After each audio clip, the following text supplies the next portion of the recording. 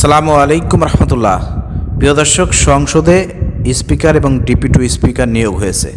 আপনারা আশ্চর্য হবেন যে এটা তারেক রহমানের মতে হয় নাই। আপনারা বললেন যে তারেক রহমানই তো মেন, তার ছাড়া কার মাধ্যমে হয়েছে? আপনারা আশ্চর্য হবেন প্রিয় দর্শক, তারেক রহমান চায় নাই যে ডেপুটি স্পিকার আর স্পিকার এই মেজর হাফিজ বীর বিক্রম এবং এই ব্যারিস্টার কায়সার কামাল হোক। প্রিয় দর্শক, না চাওয়া সত্ত্বেও তারেক রহমানকে এটা করতে হয়েছে এবং তিনি করতে বাধ্য হয়েছেন। অনেকে বলবেন যে কি বলেন ভাই, হ্যাঁ একটু টাচ দেবো তাহলে বুঝতে পারবেন। প্রিয় দর্শক, প্রথমে বলি স্পিকার যিনি হয়েছেন তিনি কে? মেজর হাফিজ বীর বিক্রম, সম্মানিত ব্যক্তি। তিনি বিএনপির স্থায়ী কমিটির সদস্য, কিন্তু বিগত 17 বছর যদি তার কর্মকাণ্ড দেখেন বিতর্কিত। বিএনপির মধ্যে তিনি বিতর্কিত। বিএনপি থেকে একাধিকবার তাকে শোকজ নোটিশ দেওয়া হয়েছে, সতর্কবার্তা দেওয়া হয়েছে। কেন? বিভিন্ন রকমের বিতর্কিত কর্মকাণ্ড করার কারণে। তারেক রহমানকে নিয়ে তিনি সমালোচনা করেছেন, বিএনপির বিভিন্ন সিদ্ধান্তের বিষয়ে তিনি সমালোচনা করেছেন। এই কারণে তাকে বিএনপি থেকে বারবার শোকজ নোটিশ এবং সতর্কতা নোটিশ পাঠানো হয়েছে। এরকম একজন বিতর্কিত ব্যক্তিকে কেন বিএনপি এই সুসময়ে এসে কেন তাকে স্পিকার বানাবে? একটা প্রশ্ন না? বানানোর তো কথা না। তারেক রহমানকে নিয়ে যে সমালোচনা করে, তারেক রহমান কি তাকে বানাবে? কেন বানালো? বাধ্য। কে বাধ্য করেছে সেগুলো একটু পরে বুঝতে পারবেন। আসেন, ডেপুটি স্পিকার কে? ব্যারিস্টার কায়সার কামাল। কে তিনি? প্রিয় দর্শক, রক্তের দাগ শুকায় নেয় ওসমান হাদির। কয়েকদিন আগের কথা, ওসমান হাদির হত্যাকারী ফয়সালের জামিনদাতা হচ্ছে এই ব্যারিস্টার কায়সার কামাল। বলে গেছেন? কয়েকদিন আগে আমরা বলছিলাম না, ব্যারিস্টার কায়সার কামালের নাম উঠে এসেছিল না বিভিন্ন ইস্যে? দুজন আইনজীবী ছিল ফয়সালের, তার মধ্যে ব্যারিস্টার কায়সার কামাল ছিলেন প্রধান। তিনি ওসমান হাদির হত্যাকারী ফয়সালকে জামিন করিয়েছিলেন।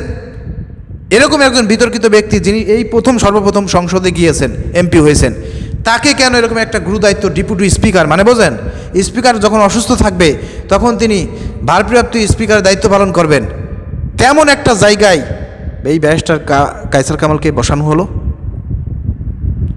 কি মাথায় কি ধরতেছে এখন? বুঝতে পারতেছেন এটা কি তারেক রহমানের মতামত?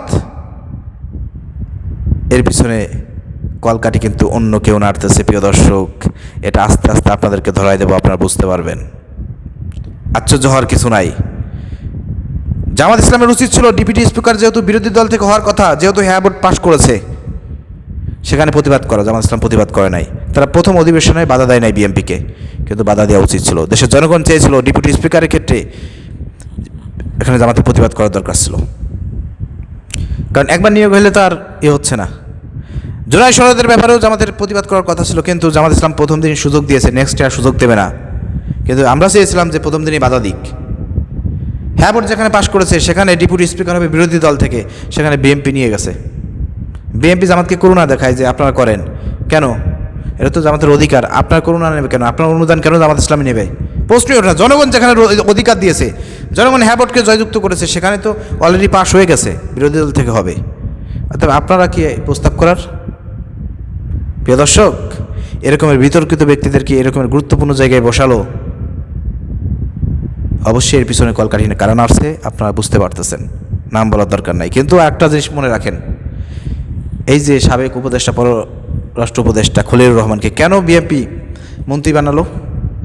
এখানেও বিএনপি তারেক রহমান বাধ্য হয়েছে। কারণ যদি মন্ত্রী না বানানো হয় তাহলে তার প্রাপ্য তাকে দেওয়া হয় না। তিনি যে ইলেকশন ইঞ্জিনিয়ারিং মাধ্যমে বিএনপিকে ক্ষমতা এনে দিয়েছে, এটা কিন্তু জাতির সামনে স্পষ্ট হয়েছে এই মন্ত্রী বানানোর মধ্যে দিয়ে। কিন্তু তাকে মন্ত্রী বানানোর পর বিএনপি কি বিতর্কিত হয়েছে না? কিন্তু তারেক রহমান কিন্তু তাকে বাদ দিতে পারে না এই মন্ত্রী থেকে। কেন? কারণ তাকে বাদ দিলে পরে বিএনপির গদি থাকে না, সরকার থাকে না। কারণ সরকার এখানে বসাইছে অন্য কেউ, তাদের কল কাটেনি, এইগুলো হচ্ছে। তারেক রহমান না চাইলে অনেক কিছু হয়ে যাচ্ছে, এটা হচ্ছে বাস্তবতা। আপনি মিলাই দেখেন, আগামীতে এগুলো ফাঁস হবে। আমরা জাস্ট একটু আপনাদেরকে মাথায় ধরাই দিলাম, টাচ দিলাম। দেশ যে ভালোর দিকে যাবে সেই লক্ষণ আমরা দেখতে পাচ্ছি না বিএনপির এই কর্মকাণ্ডের কারণে। আমরা বিএনপিকে বলতে চাই, তারেক রহমানকে বলতে চাই, নিজের পায়ে দাঁড়ান। এমন কাজ করেন না যে আপনারা করতে বাধ্য, এমন কর্মকাণ্ড করেন না যে আপনারা যার কারণে করতে বাধ্য। তাহলে কিন্তু দেশটা আবার সেই হাসিনার মতন অন্যের গোলামে পরিণত হবে, অন্যের দাসে পরিণত হবে। এজন্য আমরা বলবো এসব বিতর্কিত কর্মকাণ্ড থেকে বেরিয়ে এসে সুন্দর এবং সুষ্ঠুভাবে দেশ পরিচালনা করেন, বিতর্কের ঊর্ধ্বে ওঠেন, নাহলে কিন্তু এই দেশের জনগণ আবার ফুঁসে উঠবে। জাস্ট একটু টাচ দিলাম, প্রিয় দর্শক, মেলাই দেখেন সামনে। ভিডিও শেয়ার করে সবাইকে দেখার এবং জানার সুযোগ করে দেন। নেক্সটে কথা হবে ইনশাল্লাহ, আরও গভীর আলোচনা হবে, তাত্ত্বিক আলোচনা হবে ইনশাল্লাহ। ধন্যবাদ। আসসালামু আলাইকুম রহমতুল্লাহ।